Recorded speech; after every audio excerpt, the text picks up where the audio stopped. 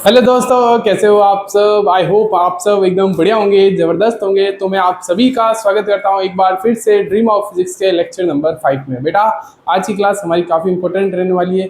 क्यों? क्योंकि आज हम वापस से क्वेश्चंस देखने वाले हैं वेक्टर्स के ऊपर, और आज की क्लास हमारी वेक्टर की लास्ट क्लास रहने वाली है। कल की क्लास में हम अपना एक नया चैप्टर, नया टॉपिक स्टार्ट करने वाले हैं। इसी के हिसाब से आज की क्लास स्टार्ट करते हैं क्वेश्चन नंबर 1 से। पहला क्वेश्चन आज की क्लास का आपका क्या है, ध्यान से देखिए। कल की क्लास में हमने क्या पढ़ा था? कल की क्लास में हमने पढ़ा था polygon law of vector addition. Polygon law of vector addition क्या होता था? वो होता था दो या दो से ज्यादा वेक्टर्स को हम ऐड करते थे in an order and adjacent side of a polygon, and then the resultant of these vectors shown by a single vector from initial to final point. कहने का क्या मतलब था? पॉलीगन लॉ ऑफ वेक्टर का addition का मतलब क्या था? हम बहुत सारे वेक्टर्स को क्या करते हैं, ऐड कर सकते हैं। पॉलीगन लॉ ऑफ वेक्टर पढ़ाया इसलिए था क्योंकि हम एक से ज्यादा वेक्टर्स को ऐड कर सकते थे। ट्राइंगल लॉ और पैरेललोग्राम लॉ, इन दोनों में डिफरेंस क्या था? इन दोनों में डिफरेंस ये था कि इनमें सिर्फ दो वेक्टर्स ही जुड़ जा सकते हैं, उससे ज्यादा वेक्टर्स हम इसमें ऐड नहीं कर सकते। लेकिन पॉलीगन लॉ में क्या था? हम एक दो से ज्यादा वेक्टर्स को एक साथ ऐड कर सकते हैं। वो हमें बताया था polygon law of vector addition से। तो अब इसी के polygon law of vector addition आपको समझना, जितने भी वेक्टर्स होते हैं सभी को एक पॉइंट पे लाया जाता है को इनिशियली, फिर एंगल देख के सभी वेक्टर्स को ऐड किया जाता है। फिर आपको वही रिजोल्यूशन करना पड़ेगा या फिर ट्रिक्स लगा के आपको फाइनल वेक्टर का रिजल्टेंट निकालना होगा। तो चलिए, ये बात आपको अच्छे से समझ में आई होगी। तो हम आगे बढ़ते हैं। अपना आज की क्लास का जो पहला क्वेश्चन है वो क्या कहता है, ध्यान से सुनना, कि which of the following pair of which of the following pair which of the following pair will never give a resultant force of 2 newton? Resultant force of 2 newton, इसका कहने का क्या मतलब है? क्वेश्चन है कि इनमें से कौन सा पेयर है जिसका रिजल्टेंट 2 न्यूटन कभी नहीं हो सकता। 2 न्यूटन कभी, मतलब उसका रिजल्टेंट फोर्स 2 न्यूटन कभी नहीं आ सकता। अब देखो मेरी बात सुनना, कौन कौन सा पेयर है? देखो 1 न्यूटन एंड 3 न्यूटन,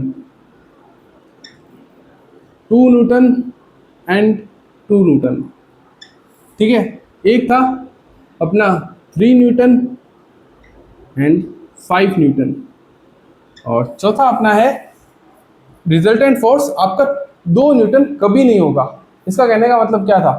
इसका कहने का मतलब है, आप यहाँ पे लिखो 1 Newton 3 Newton, 2 Newton 2 Newton, 3 Newton and 5 Newton, और अगला लास्ट है अपना डी। आप मान सकते हो कि 5 Newton and 5 Newton and 3 Newton, नहीं 4 न्यूटन, या फिर मैं बोल देता हूँ 1 न्यूटन, 5 न्यूटन एंड 1 न्यूटन। इनमें से कौन सा पेयर है जिसमें रिजल्टेंट फोर्स आपका 2 न्यूटन कभी नहीं हो सकता? देखो रिजल्टेंट फोर्स की बात आ रही, देखो जो रिजल्टेंट फोर्स आपका जो होता है, रिजल्टेंट फोर्स का जो मैग्नीट्यूड होता है वो मिनिमम होता है। मिनिमम कितना होता है? वो होता है sir mod of magnitude of a minus B, ये मिनिमम होता है। और मैक्सिमम कब होता है?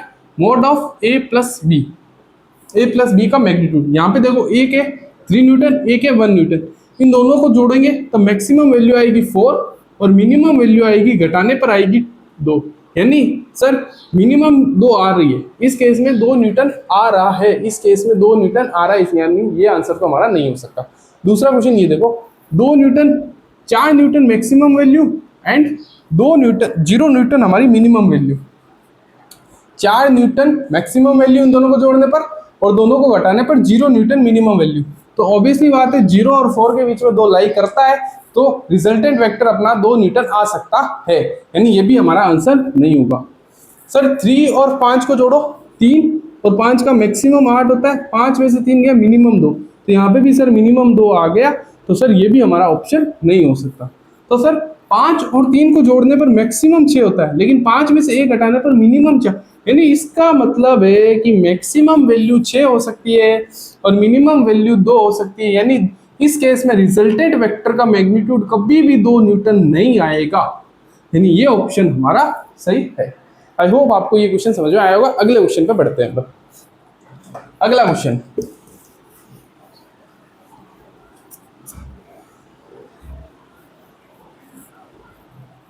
एक वेक्टर ए है,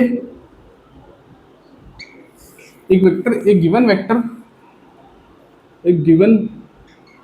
वेक्टर ए है, वो क्या दे रखा है, 2i cap plus 3j cap plus 2k cap is subtracted from B vector,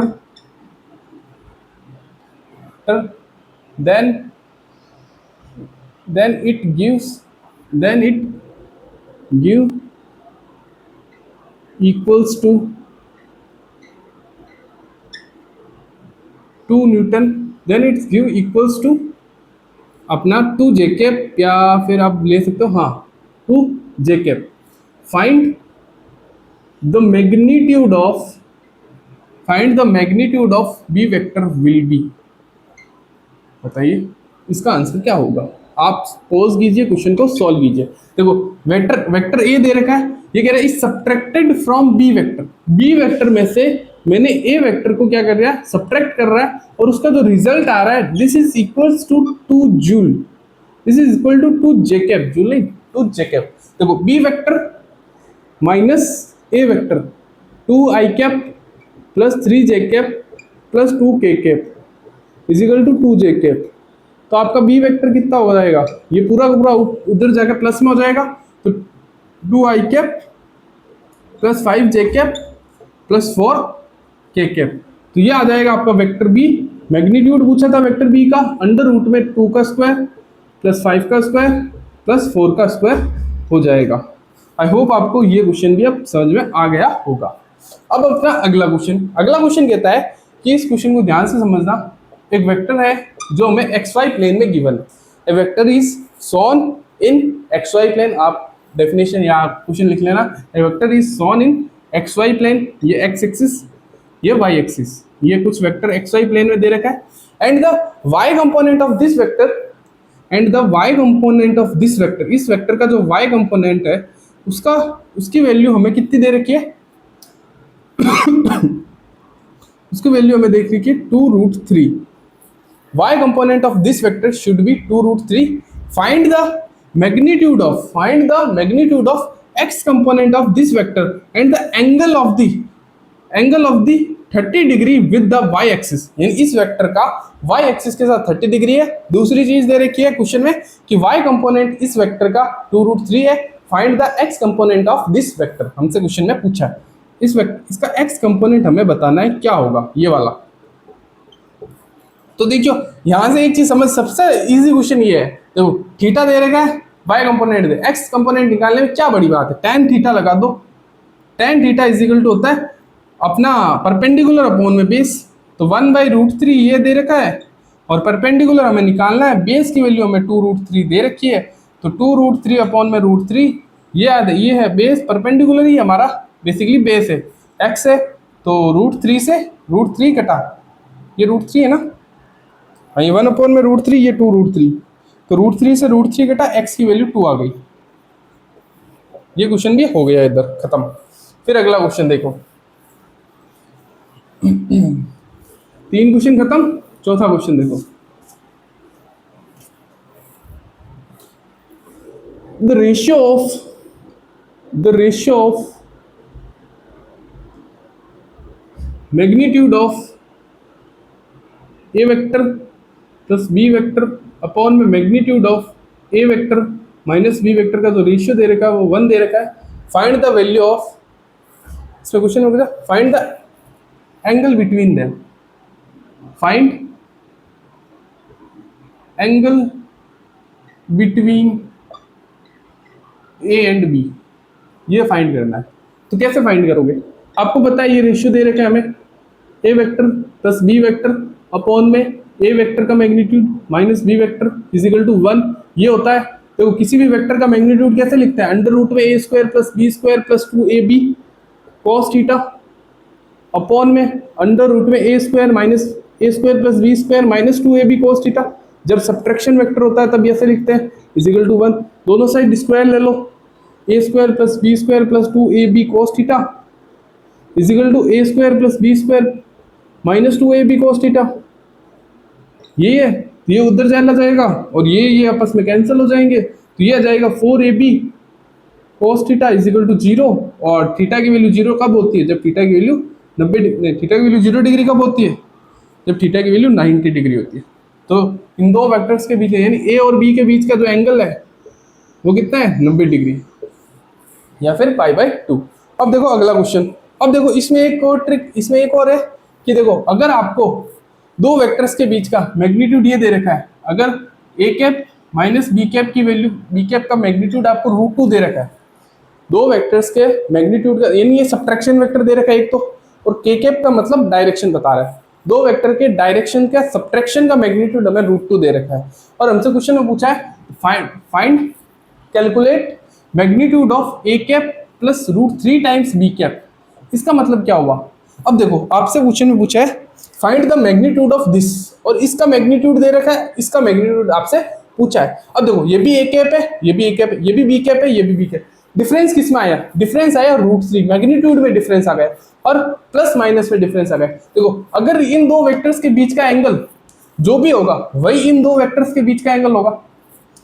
A vector और बी वेक्टर्स के बीच का जो एंगल होगा पहले वाले में, वही एंगल क्या इस वाले में होगा? हाँ या ना? देखो इसको सॉल्व करके बताता हूँ, फिर आपको आंसर बताना है। देखो इस वेक्टर का मैग्नीट्यूड कैसे निकालेंगे? अब अपन एंगल कैसे निकालेंगे?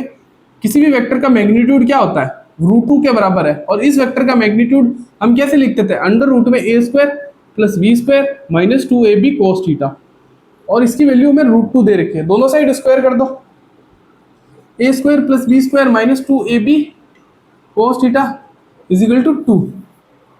यहाँ आया तो देखो, अब देखो ये एक डायरेक्शन वेक्टर है, this is our direction vector. और डायरेक्शन वेक्टर का जो मैग्नीट्यूड होता है, मैग्नीट्यूड ऑफ ए कैप और मैग्नीट्यूड ऑफ बी कैप, ये दोनों 1 के बराबर होते हैं।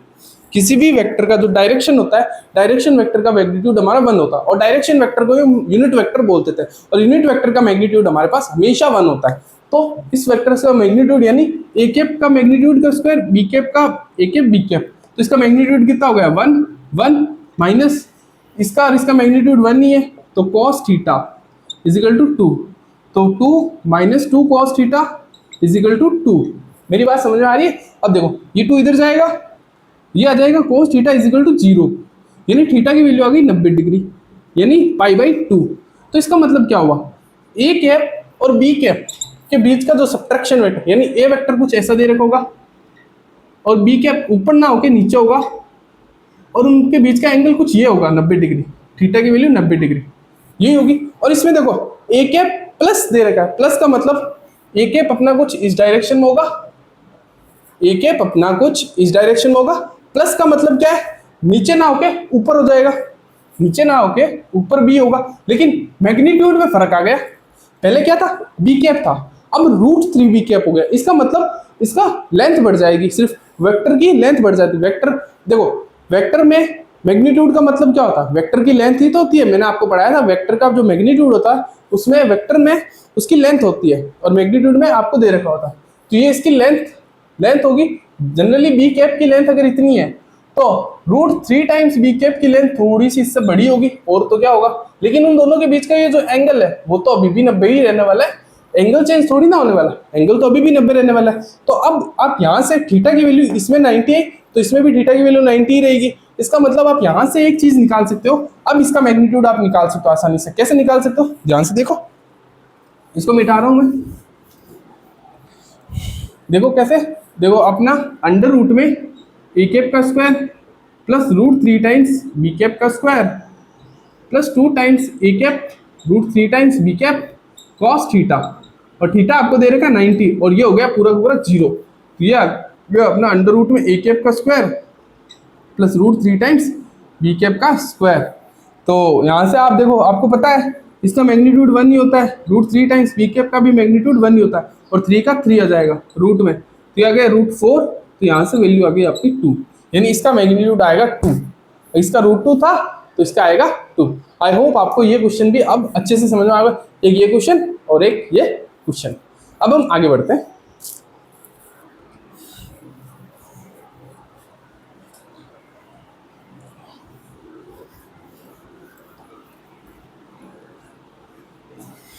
आपको किस किस टाइप्स के वेरिएशंस में क्वेश्चन पूछे जा रहे हैं मैं आपको वो करा रहा हूं।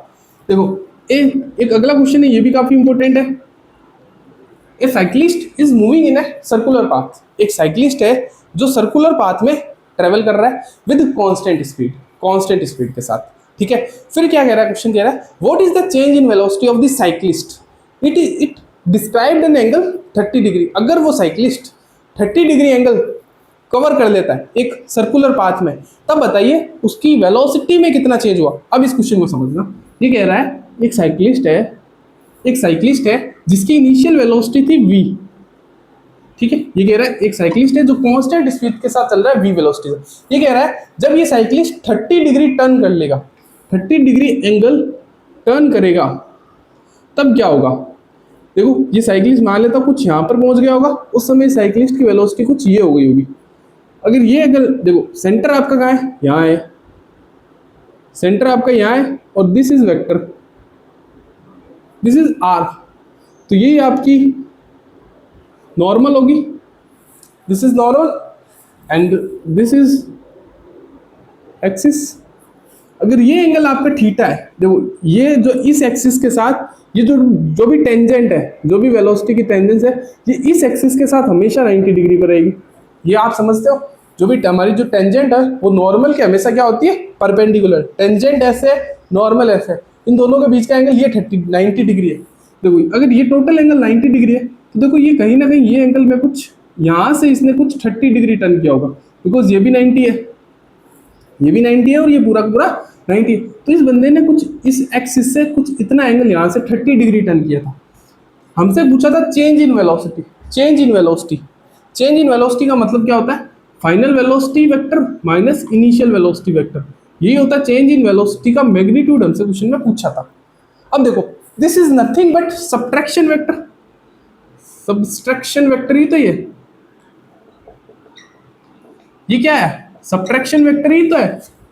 मेरी बात समझ आ रही है, सब्ट्रैक्शन वेक्टर ही तो है। लेकिन इसको करेंगे कैसे, आप देखो सब्ट्रैक्शन मतलब फाइनल वेक्टर ये है, माइनस प्लस कर देना नेगेटिव ऑफ इनिशियल वेक्टर, आप उसको जोड़ देना, final vector plus negative of initial vector. Subtraction vector is nothing but addition vector होता, बस उसकी डायरेक्शन को उल्टा करना होता है। देखो फाइनल वेक्टर ये था, नेगेटिव वेक्टर को उल्टा करके फाइनल वेक्टर में ऐड कर दीजिए। अब फाइनल वेक्टर देखो कुछ आपका एक्स में चलेगा, v cos 30 and v sin 30, यही होगा। ये देखो यहाँ से चलते, देखो ये से चलते चलते ऐसा एंगल 30 डिग्री पर टर्न कर गया। कितना एंगल टर्न किया, 30 डिग्री। तो v cos 30 फाइनल वेक्टर आपका क्या आया, v cos 30 minus I cap plus v sin 30 j cap, और इनिशियल वेक्टर आपको दे रखा था v j कैप में। तो देखो आपको चेंज इन वेक्टर निकालना है, तो देखो आप एक वेक्टर इस तरीके से बनाइए। फाइनल वेक्टर आपका है इधर कितना, v √3/2 इधर है, और इनिशियल वेक्टर यानी जे कैप, फाइनल वेक्टर जे के लॉन्ग कितना है, v/2 इधर की डायरेक्शन में, और इनिशियल वेक्टर आपको उल्टा करके ऐड करना है। इनिशियल वेक्टर आपका इनिशियली तो ऊपर है, लेकिन हमसे सब्ट्रैक्शन वेक्टर पूछा। Final change in velocity, change in velocity कैसे निकालते हैं, फाइनल वेक्टर में से उल्टा करके इनिशियल वेक्टर को जोड़ दो, आपका वही आपका चेंज इन वेलोसिटी को। इस वेक्टर को उल्टा करके इस फाइनल वेक्टर में ऐड कर दो, उल्टा करके फाइनल वेक्टर में ऐड कर दो। ये रहा, उल्टा कर दिया मैंने और फाइनल वेक्टर में ऐड कर दिया। अब देखो ये दोनों, अब v/2 v, तो फाइनल वेक्टर कहीं ना कहीं इसी डायरेक्शन में आएगा, v/2। दोनों सब्ट्रैक्ट करना, v में से v/2 गया, v/2 बचेगा, ये इधर की डायरेक्शन में आएगा v √3/2। तो जो नेट आएगा, जो नेट वेलोसिटी का चेंज आएगा वो कुछ इस डायरेक्शन में आएगा, यानी इस सर्कुलर ट्रैक में जो नेट वेलोसिटी का जो चेंज आएगा वो इस डायरेक्शन में आएगा। आपको क्या कुछ नहीं करना था, अगर पार्टिकल इस डायरेक्शन में चला, वेलोसिटी का उल्टा करके इस डायरेक्शन में कर देते हैं, और ये इस टाइम पर इसके पास वेलोसिटी कुछ ऐसे होगी, नेट वेलोसिटी कुछ आपकी इस तरफ आती। तो ये कितना आया, अंडर रूट में थीटा की वैल्यू 90 डिग्री है, तो रिजल्टेंट वेक्टर का जो मैग्नीट्यूड है, यानी जो भी change in velocity I, final velocity minus initial velocity के वेक्टर का मैग्नीट्यूड, वो आपका आता v√3/2 का स्क्वायर प्लस v/2 का स्क्वायर। इसको सॉल्व करना, यह आपका आ जाएगा v² 3/4, v²/4, यह आ गया 4v²/4, यह आपका आएगा v। जो चेंज इन वेलोसिटी आई वो आई v। आई होप आपको ये क्वेश्चन भी अब अच्छे से क्लियर हो गया होगा। तो देखो, मैंने आपको काफ़ी अलग अलग तरीके के क्वेश्चंस को एक्सप्लेन करके उनको समझाया, ताकि आपको हर टाइप से, अब देखो वेक्टर्स में आपको किस किस टाइप से क्वेश्चन पूछे जा रहे हैं। दो वेक्टर्स के बीच का एंगल पूछ सकता है, दो वेक्टर्स को, दो या दो से ज़्यादा वेक्टर्स को ऐड कराया जा सकता है। अगर वेक्टर्स आपके I cap, J cap, K cap में दे रखे हैं, तो आपको A vector plus B vector plus C vectors को, बहुत सारे वेक्टर्स को ऐड कराया जा सकता है। ऐसा बहुत सारी चीज़ें आपको पूछी जा सकती है वेक्टर के अंदर। अगर यूनिट वेक्टर्स, अगर आपको पहले वेक्टर्स का थोड़ा बहुत नॉलेज है, तो आपको ये वाला वेक्टर्स चैप्टर आसानी से समझ में आ गया होगा। अब देखो वेक्टर्स का यूज़ क्या है, तो अब मैं आपको वेक्टर्स का आगे आने वाले चैप्टर्स में काफ़ी यूज़ बताऊंगा कि वेक्टर्स कितना कमाल है। ठीक है, तो थैंक यू सो मच बच्चों, पढ़ते रहिए, खुश रहिए, हंसते रहिए और मचाते रहिए। जय हिंद, जय भारत।